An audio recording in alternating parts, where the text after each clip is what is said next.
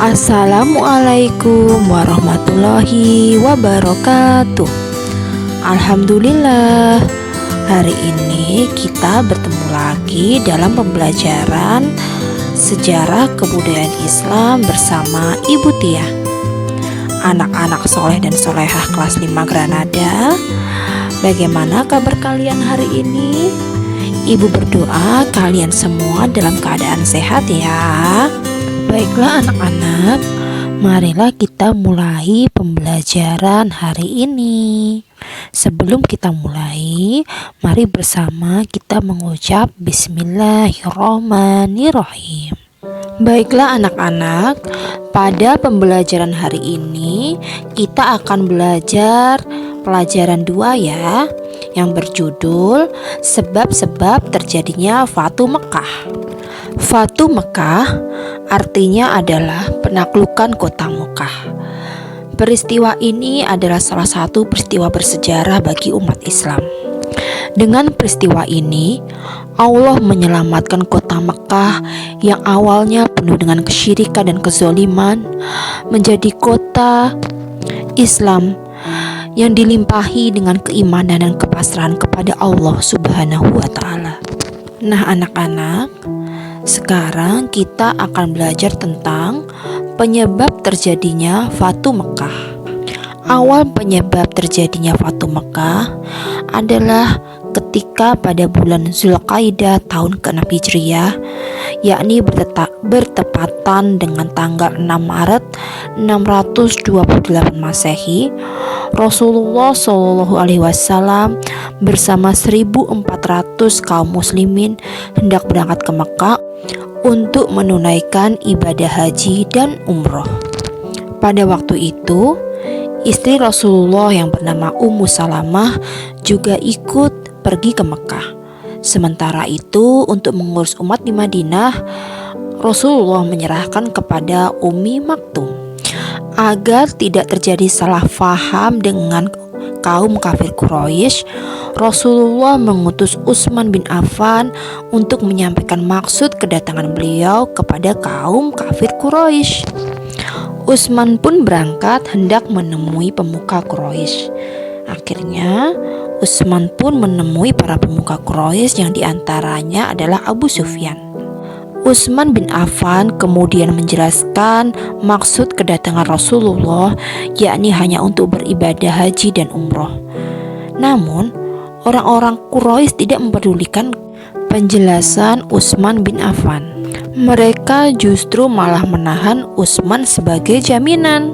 Ditahannya Utsman bin Affan oleh orang-orang Quraisy menyebabkan tersiarnya berita bahwa Utsman bin Affan telah terbunuh oleh orang-orang Quraisy. Kaum muslimin pun bertekad untuk menuntut balas atas terbunuhnya Utsman bin Affan. Kaum muslimin pun kemudian mengadakan sumpah setia atau berbaiat kepada Rasulullah SAW. Sumpah setia itu dilakukan di bawah sebuah pohon. Dalam sumpah itu mereka menyatakan kesetiaannya kepada Allah Subhanahu wa Ta'ala dan Rasulullah Muhammad. Mereka berjanji setia untuk membela agama Islam sampai titik darah penghabisan. Allah meridhoi sikap kaum muslimin ini dengan menurunkan surat Al-Fat ayat 18. Sumpah setia ini dikenal dengan nama Bayatur Ridwan. Mendengar sumpah setia kaum muslimin ini, orang-orang kafir Quraisy pun sangat ketakutan.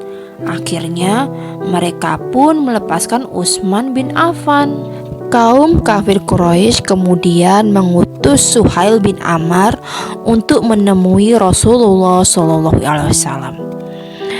Dalam pertemuan itu, Suhail menawarkan perjanjian perdamaian di Hudaybiyah. Ajakan ini pun kemudian disetujui oleh Rasulullah. Rasul kemudian memanggil Ali bin Abi Thalib untuk menulis isi perjanjian tersebut. Namun, isi perjanjian yang ditulis oleh Ali bin Abi Thalib itu ditolak oleh kaum Quraisy karena mereka tidak mau mengakui istilah-istilah Islam yang digunakan dalam perjanjian itu. Akhirnya, setelah segala keinginan kaum kafir Quraisy dipenuhi oleh kaum muslim, perjanjian itu pun dapat ditandatangani. Dari pihak Quraisy, yang menandatangani adalah Suhail bin Amr. Sementara dari pihak muslim ditandatangani oleh Rasulullah. Karena perjanjian itu diadakan di Hudaybiyah, sehingga perjanjian itu dikenal dengan sebutan perjanjian Hudaybiyah. Nah anak-anak, berikut adalah 4 isi dari perjanjian Hudaybiyah. Pertama, kaum muslimin dan kaum Quraisy tidak saling menyerang selama 10 tahun. Kedua, pada tahun tersebut kaum muslimin tidak diperbolehkan untuk masuk ke kota Mekah menunaikan ibadah haji dan umroh, kecuali tahun berikutnya diperbolehkan. Namun ketika berhaji dan berumroh tidak diperbolehkan untuk membawa senjata dan hanya tinggal tidak lebih dari 3 hari. Yang ketiga, kaum Quraisy yang melarikan diri ke Rasulullah Muhammad harus dikembalikan. Namun, jika ada kaum muslim yang datang kepada kaum Quraisy, maka tidak dikembalikan. Yang keempat, semua kabilah Arab bebas untuk bersekutu dengan kaum muslimin maupun kaum Quraisy. Kabilah yang bersekutu dengan salah satu pihak maka dianggap sebagai bagian dari pihak tersebut. Mulanya, para sahabat merasa cemas dengan isi perjanjian ini anak-anak. Mereka merasa bahwa perjanjian Hudaybiyah ini sangat menguntungkan kaum kafir Quraisy dan merugikan umat Islam. Para sahabat pun merasa sangat sedih dan kecewa. Bahkan Umar bin Khattab memprotes keputusan Rasulullah itu. Setelah selesai menandatangani perjanjian itu, Rasulullah menyuruh para sahabat untuk menyembelih hewan kurban dan mencukur rambut.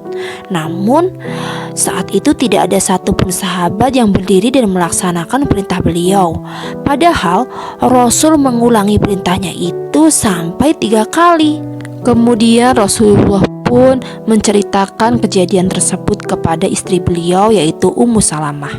Nah, disinilah Ummu Salamah menggunakan perannya yang sangat baik. Ummu Salamah adalah wanita yang sangat cerdas dan berpikir matang.